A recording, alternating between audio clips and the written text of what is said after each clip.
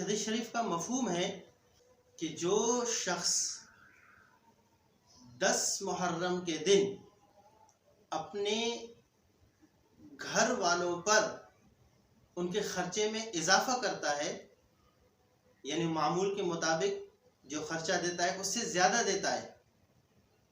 یا معمول کے مطابق جو پکتا ہے اس سے زیادہ جو بندوبست کرتا ہے، اچھا کھلانے کی کوشش کرتا ہے 10 محرم کے دن،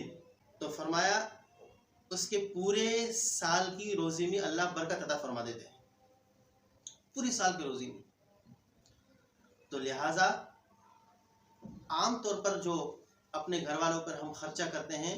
عاشورہ کے دن، اس سے زیادہ کی ہم کوشش کریں، زیادہ دینے کی۔ عام طور پر روٹین کے مطابق جو کھلاتے ہیں اس سے اچھا کھلانے کی کوشش کریں، اس سے اچھا تھوڑا خرچہ دیں، ان تھوڑی ایک دن کے لیے وسعت کریں، تو اس کی برکت سے پورا سال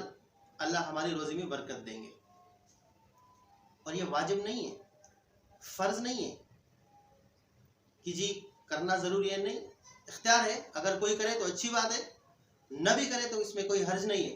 لیکن اگر کرے گا تو حدیث میں یہ فضیلت بیان ہوئی ہے، اس حدیث کے رو سے اللہ اس کی